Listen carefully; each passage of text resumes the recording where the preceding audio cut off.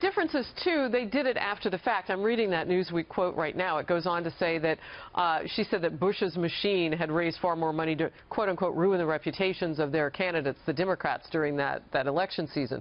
So there was this feeling of aftermath having said it. What Donald Trump is doing now that's so different is he's forecasting what will happen if things don't go right. And so is that just the non-politician in him? That's not the non-politician in him. That is somebody who obviously doesn't care about the fabric of our country and a peaceful transition, which is exactly what he's talking about when he's going around telling people to be poll watchers because the Democrats are going to steal these elections. There's vast fraud going on all around the country. Apparently, it's only Democrats who perpetuate election fraud based on, by the way, zero facts to make the case.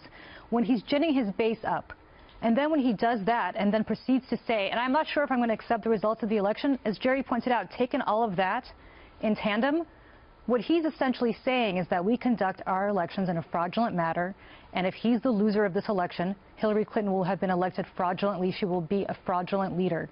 That is the conclusion that one can draw based on everything that he has said leading up to this point. If he had said yesterday, look, Al Gore... This is my problem, But wait a second. Let me just finish my thought on this. If he had said Al Gore lost this election by 500 votes in Florida, and as a result, Al Gore was right to wait and see how Florida played out until he conceded to George Bush, that's fine. I get that. What I have a big problem with is saying that everything leading up to Election Day is one vast fraud perpetuated by the Clinton campaign. Well, he didn't exactly say that. That's exactly what he's implying. The problem is you can't have John Kerry saying, I lost because of systemic fraud, and then liberals saying, fraud doesn't exist. It's a manifestation out of our brains. Just be intellectually honest and consistent. I don't like this either. I think it distracts from the main message we should be focusing on, but you can't be speaking out of both sides of your mouth.